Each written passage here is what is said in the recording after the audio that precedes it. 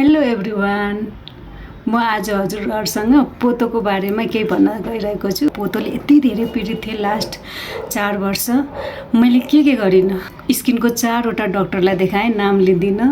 राम्रो hospital धाएँ, advance peeling गरेँ, कति धेरै पैसा खर्च भयो हैन, तर कुनै रिजल्ट थिएन। एडभान्स पिलिङ पछि त मेरो फेस पुरै कालो भएको थियो, यो नभएको ठाउँमा पनि पुरै कालो भएर आएँ। अनि त्यसपछि दुखी भएर पार्लर जान थालेँ, महिनामा एकचोटि चाया पोतोको फेसियल गर्न थालेँ। पछि मैले एउटा पाकिस्तानी भिडियो भेटाएँ, चाउमिन बनाउँदा सोया सस युज गर्छौँ नि, म चाहिँ ड्रुकको सोया सस युज गर्थेँ। ड्रुकको सोया सस अनि ग्लिसरिन अनि त्यसपछि हिमालयको यो छ नि एलोभेरा जेल, यो तीनटालाई मिक्स गरेर मैले चाहिँ नाइट क्रिमको बट्टा खाली थियो, त्यसमा राखेर युज गर्न थालेँ। त्यसरी नै युज गर्नु भनेको थियो त्यो भिडियोमा, तर फर्स्ट डे लगाउनु चाहिँ अलिक डर लागेको थियो मलाई।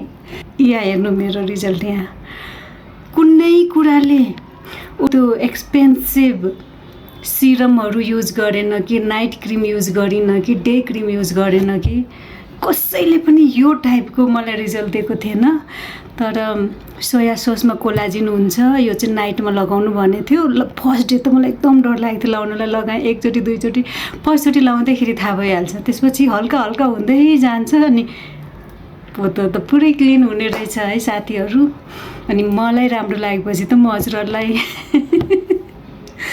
भन्न मन लागिहाल्छ, मेरो टिकटक फ्रेन्डहरूलाई। हजुरहरू पनि एकचोटि ट्राई गर्नुहोस्, कुनै साइड इफेक्ट छैन, त्यसमा कोलाजिन हुँदो रहेछ। तपाईँहरू साँच्चीकै चाया पोतो चाहिँ आफ्नो फेसबाट हटाउन चाहनुहुन्छ भने एउटा राम्रो खाले मोइस्चराइजर युज गर्नु बिहान बेलुका, अनि 3 टाइम सनस्क्रिन युज गर्नु, अनि राति सोया सस र ग्लिसरिन एलोभेरा जेलको पेस्ट बनाएर राति नाइट क्रिम बनाएर लाउनुहोस्। अनि त्यसपछि अनि मलाई भन्नुहोस् त, मलाई अवश्य पनि कमेन्टमा भन्नु होला। पहिला 10 दिन युज गरेर हेर्नु त। मैले भनेको मलाई चाहिँ एकदमै इफेक्टिभ भयो हैन। मेरो स्किन यति धेरै राम्रो भएको हुनाले मैले हजुरहरूलाई सजेस्ट गरेको, किनभने चाया पोतोले धेरै मान्छेहरू चाहिँ दुखी भइरहेको हुन्छ, जे लाउँदा पनि असर गरेको हुँदैन फेसमा, कति धेरै खर्च गर्दा पनि कुनै रिजल्ट हुँदैन।